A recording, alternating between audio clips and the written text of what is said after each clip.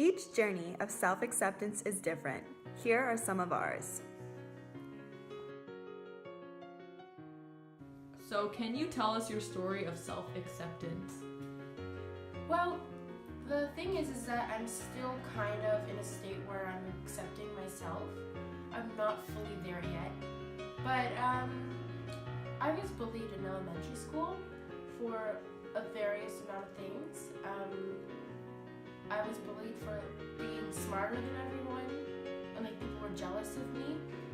And also, I got criticized on the way I looked and other things like that.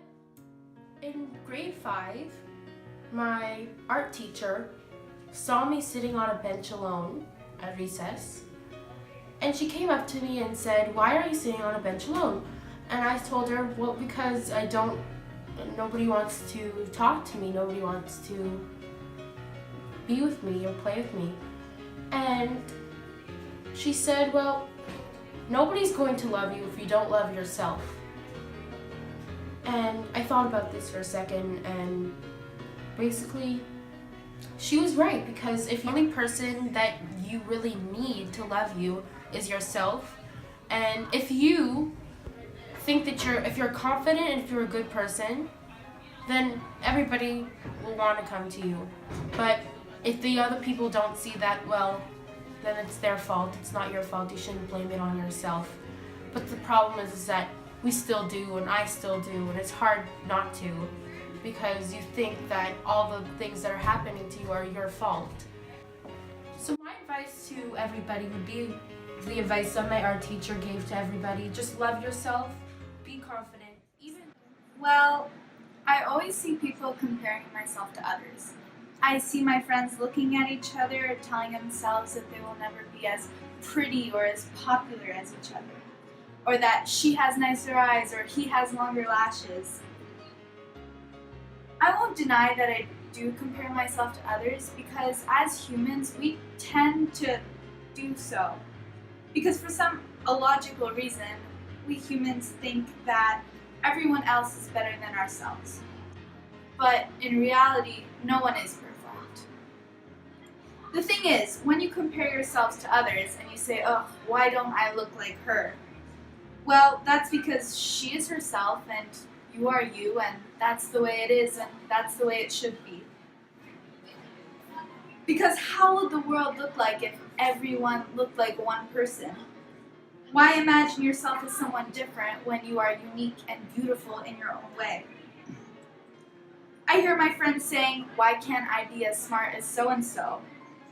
First of all, intelligence is not something that can be measured or defined, because it varies from each and every person, as it should and as it will. Secondly, whose name is written at the top of her test? It would be odd if it was yours, because you need to work hard for what you want, and even harder for what you need. And what you need is to accept yourself for who you are and who you want to be. Sure, you can try and change a few things. No one's going to stop you. But change not to be a second version of someone else, but to be a better version of yourself. Because who else is going to be able to fill in that space as well as you do?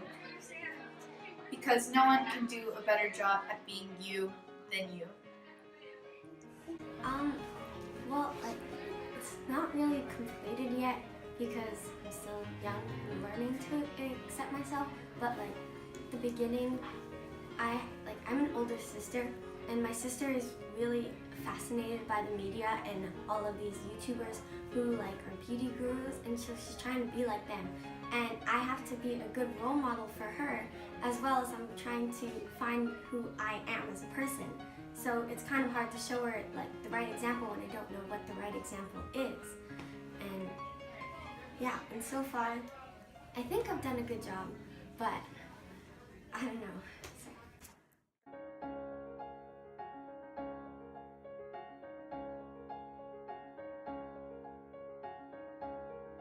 Those were the stories from the humans of RWA. I hope they inspired you as much as they did us.